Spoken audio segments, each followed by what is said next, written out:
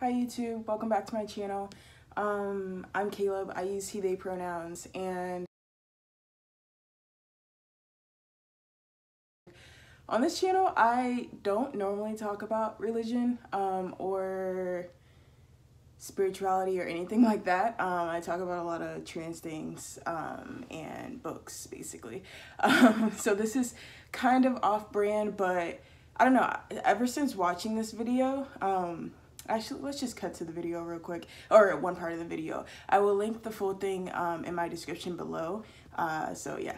But trauma is the way that our body or our nervous system responds to the thing that happens to us, which means trauma is very subjective.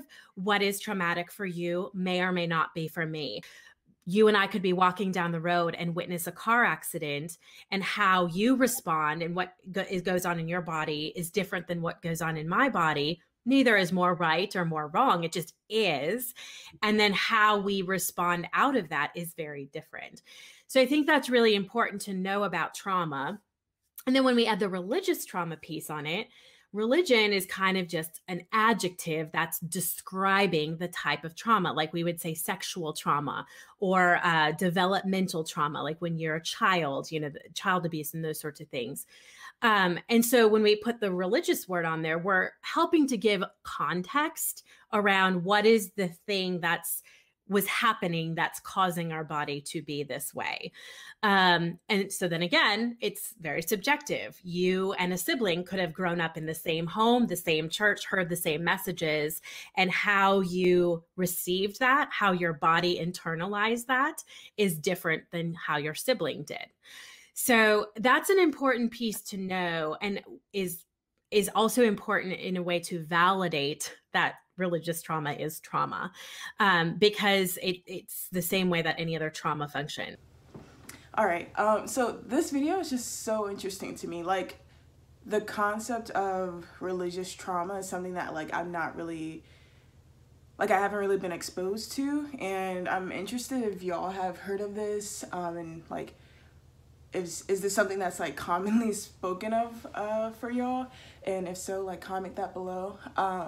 But just to give you context, this video was posted on Cody's YouTube channel. Cody is a openly trans man who competes in bodybuilding competition. I mostly go to his channel for fitness tips and stuff, but sometimes he posts about religious things and his life. And now that I've been more frequently on his channel, I've been really tuning into those. And because after watching, it's a very long video, by the way, it's over an hour long, but I was obsessed with TikTok, and I was let me watch something else. I'm going off on a tangent. Anyways, I don't know, just after watching this, it just has me thinking so much about my childhood and my upbringing and different ways that religion has influenced me, I guess. And this conversation not only influenced me, but thinking about the conversation about religion and trauma, or religion and mental health, and I'm just whoa. I also forgot to mention how the video comments on purity culture and how it parallels to rape culture, so it definitely is worth checking out. All right, back to the video. And I've done some research. I'll probably put links to articles and different websites in the description below as well.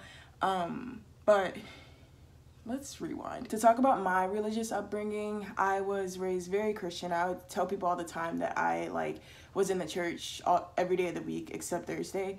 I also have Jehovah's Witness influences too, because my aunts and cousins are Jehovah's Witnesses, so whenever we went to visit them, I would read some of the Jehovah's Witnesses pamphlets and books and stuff.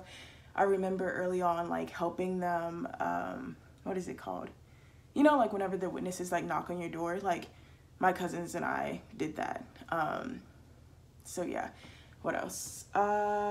Oh, I was the, fun fact, I was the dance and drama ministry leader at my church for 2 years. So I sat on the parish council board and made financial decisions and executive decisions about how the like drama ministry and dance ministry was like carried out at church. So I was in charge of like the Easter play, the Christmas play, and the various dances the youth did. I really enjoyed doing mime. I still enjoy gospel music.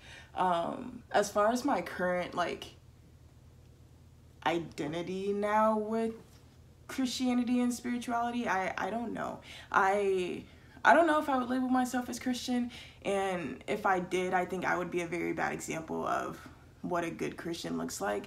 But I do believe in a higher being. I do believe in God and spirit and the universe and Jehovah. But I kind of see all those as like one. I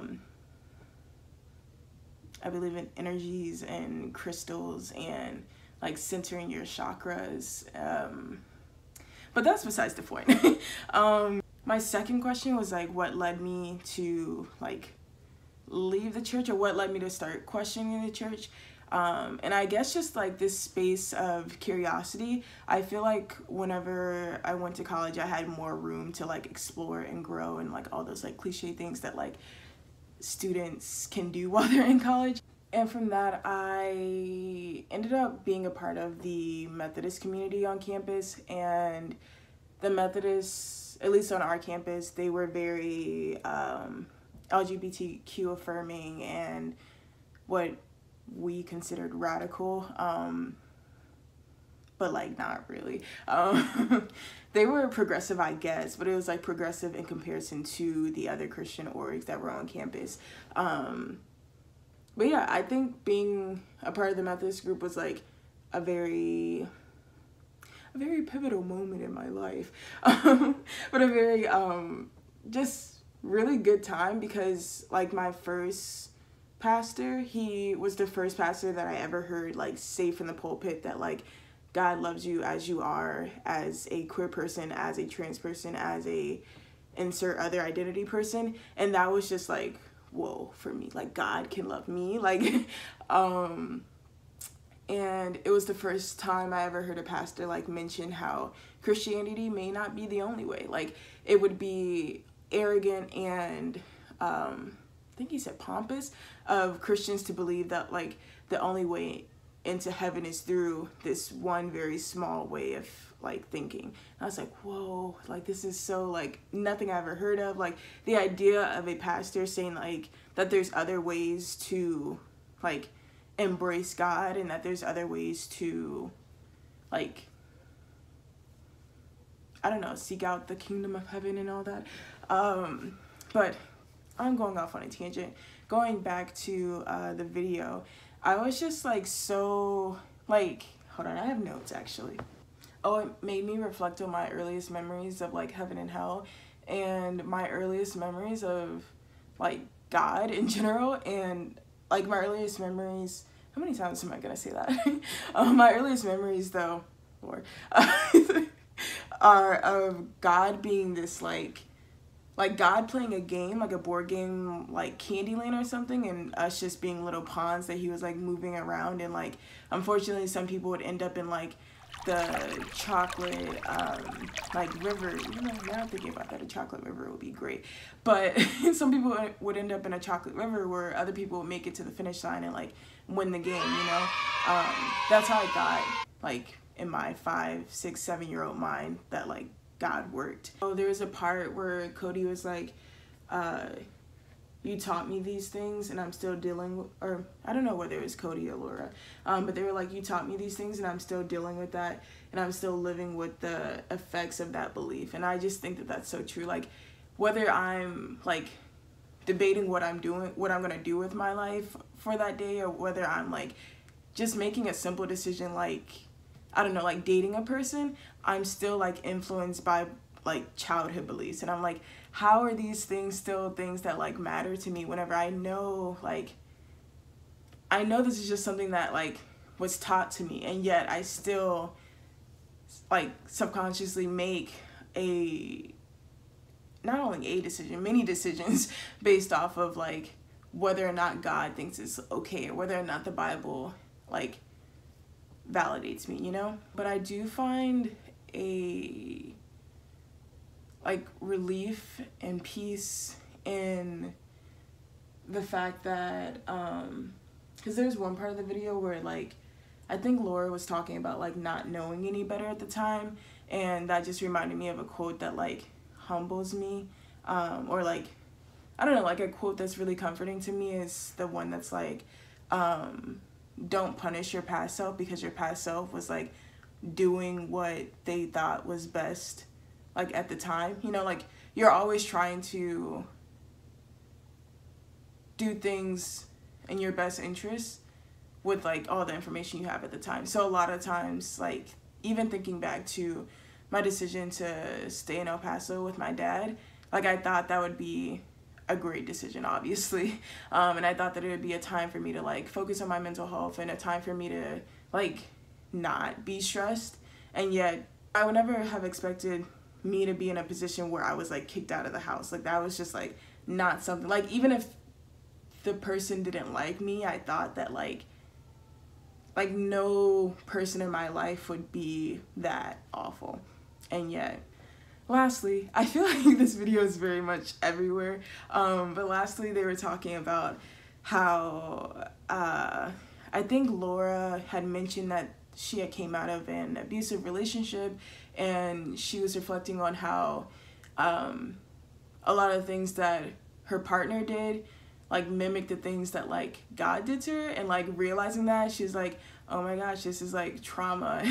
And she kept using the term like complex trauma, and I was like, huh, like is this something that I might have? Because I have a very complicated relationship with the church and with just my past in general, and doing more research on religious trauma, I was learning about like the different, I don't know if y'all familiar with like attachment theory, and I was like, huh, so what is my like attachment to God? Because like technically, like I think, because I was at least taught from an early age to believe in God, and like I believed in this God that was like playing games with us, literally like using us as like pawns. And so I'm like, I wonder what is my like attachment style with God, and how does that influence me like to this day. And I also just like have to admit that like I just have a very complicated relationship with religion, because there were many happy times like with me going to the church. Like we celebrated Halloween at church, for example. We didn't call it Halloween, obviously we called it Hallelujah night. Or a lot of my like friendships were at the church, so like there's happy memories and like good moments throughout my church life that I can't like deny, but there's also toxicity and just things that I wish I was never taught, that I'm now trying to unlearn. And it's just like I know I was taught things that I shouldn't have been taught, and yet I still want to vouch for the church. I still want to like believe that there's good. I still want to believe that like Christianity is the way or whatever. And yeah, let me know your thoughts on this. Let me know if you do end up watching the video. I also commented on Cody's video, so you can see more of my thoughts there, and maybe those thoughts are more coherent than this video. Yeah, if you have any feelings, comment those below. Alright, I hope editing this will be smooth. I never mentioned this, but if you want to see more of my face in like on your phone or on whatever device you're watching, please subscribe, like this video, and have a great week. Alright, bye.